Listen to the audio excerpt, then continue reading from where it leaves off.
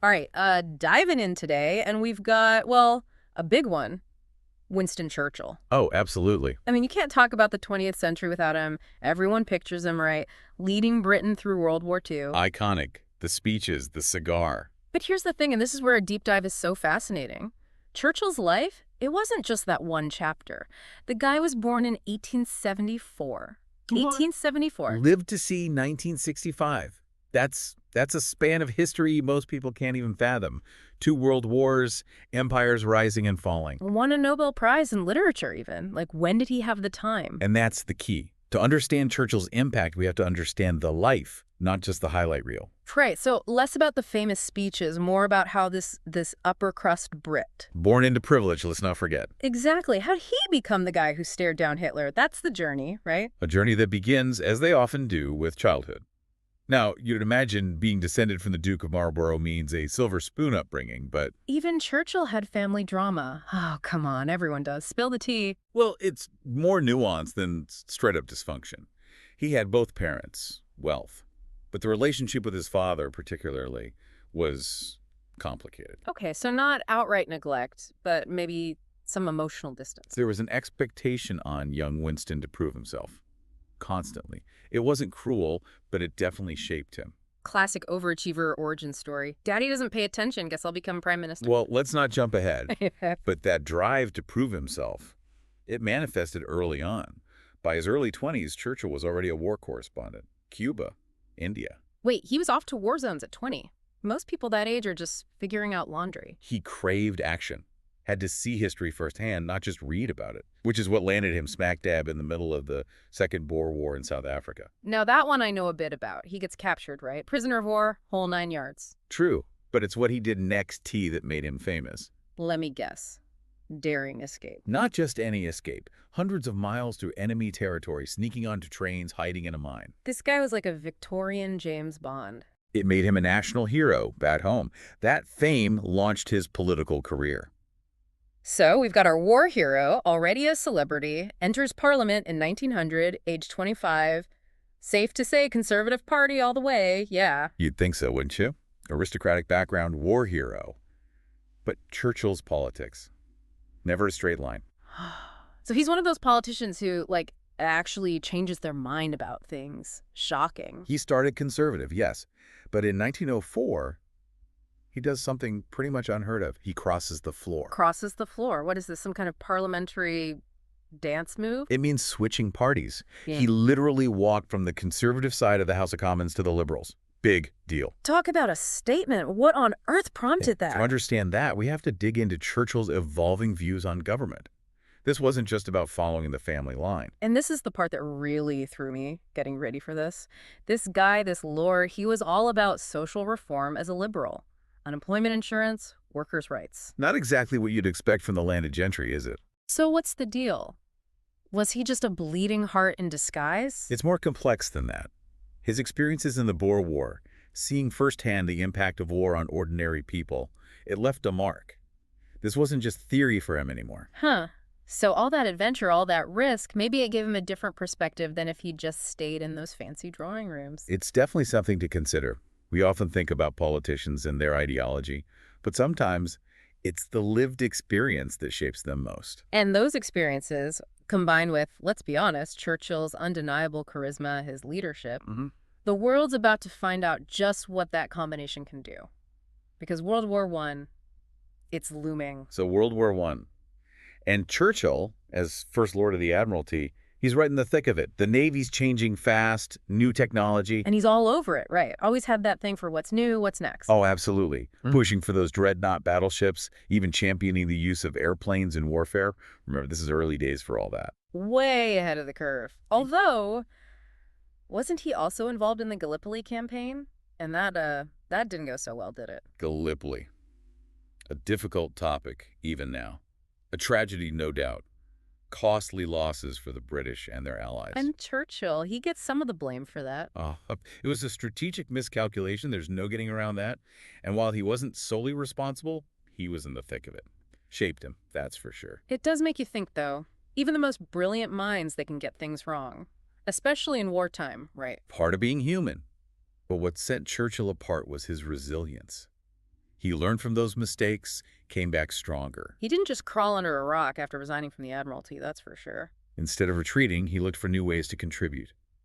Even rejoined the military for a time, served on the Western Front. Wow. Back into the trenches. I guess that experience must have stayed with him. Absolutely. It solidified his distrust of appeasement. He'd seen firsthand what happens when you back down from aggressors. Which brings us to those so-called wilderness years. Out of government, between the wars. But not exactly sitting on his hands, was he? Not a chance. Those were incredibly productive years for Churchill. He wrote, memoirs, biographies. Wait, biographies, as in more than one. Several. He had a knack for it, actually, and he published a novel during this time, too, believe it or not. A novel! All right, now I'm really intrigued. What was it about? Historical fiction. Savrola, it was called. Nothing earth-shattering, but it shows his mind at work. Themes of leadership, power, the human condition. Fascinating. It just goes to show you can't put these historical figures in a box, can you? Indeed. Churchill is a man of action, yes, but also a man of words. And as the world marches towards another war, those words, they're going to matter more than ever. Because the rise of Hitler, the threat of Nazi Germany, it's not like he was silent about that. Oh, no. He was a vocal critic of appeasement right from the start. Used his platform in Parliament, his writing, everything to warn people about the danger. But so many in Britain, they just wanted to avoid another war. Understandably so, after the horrors of World War I. But Churchill, he saw the danger clearly. And in 1940, when Britain needed him most, he gets the call, becomes prime minister. And let's be real, the situation he inherited, it was beyond dire. Britain facing its darkest hour. And what does he do? He levels with the people. That blood, toil, tears, and sweat speech. No sugarcoating. He told them straight up, this is going to be tough, but we're going to fight. And that defiance, it resonated. He rallied the nation. Dunkirk, the Battle of Britain, the Blitz. Through it all, his words gave them strength. He understood that sometimes words are action. But he was also a savvy strategist, let's not forget, managing those wartime alliances. Roosevelt, Stalin. Talk about a balancing act. Each leader with their own agenda, their own pressures. Roosevelt and Churchill, though, seems like they developed a real bond, despite their differences. A complex relationship, to be sure. But they understood what was at stake. Recognized the shared threat of Nazi Germany. Without that unity, well. And then there's Stalin. The enemy of my enemy is my friend. A necessary alliance, but one built on shaky ground.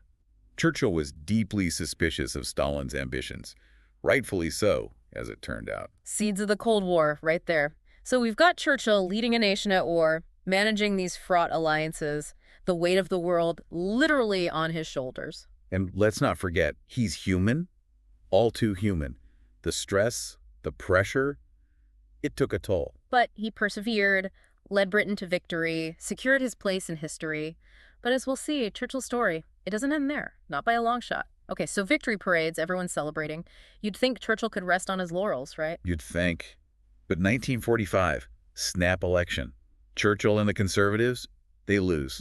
How do you lead a country through that and then basically get shown the door? It's easy to forget. Wartime unity doesn't always mean peacetime popularity. People were exhausted, ready for a different focus, rebuilding social programs. Which is what the Labour Party was promising, right? Exactly. And they delivered. The welfare state, nationalized industries. It resonated with voters more than Churchill's, let's call it, more traditional approach. So even for a titan like Churchill, public opinion, it's a fickle beast. Makes you think. No doubt. But even in defeat, Churchill remained influential. 1946, he gives that Iron Curtain speech, sends shockwaves across the world. Dividing line between East and West, drawn right there in words. He was articulating what many sensed, but hadn't put into words so forcefully. The Cold War was on. And through all this, he's still writing. Those memoirs of his, 6 volumes, won him a Nobel Prize even. Incredible body of work. It's still read today, and for good reason.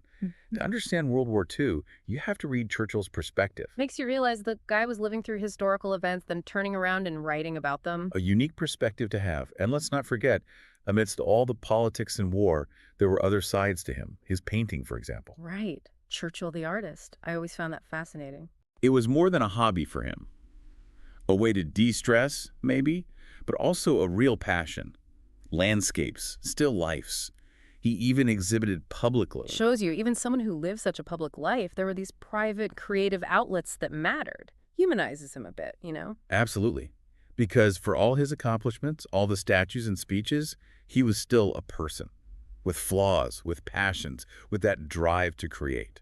So as we wrap up this deep dive, where do we even begin with someone like Churchill? It's about recognizing that complexity. He was a product of his time, shaped by his upbringing, his experiences. We can admire his leadership, his strength. But also acknowledge that some of his views, especially on race and empire, well, today they're deeply problematic. That's the thing about history, isn't it? It's not about putting people on pedestals.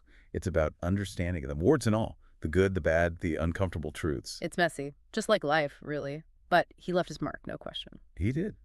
And maybe the best way to honor that legacy is to keep asking questions. What would Churchill make of the world today? The challenges we face? What would he say? What would he do? It's up to us to grapple with those questions, to learn from the past and navigate our own way forward.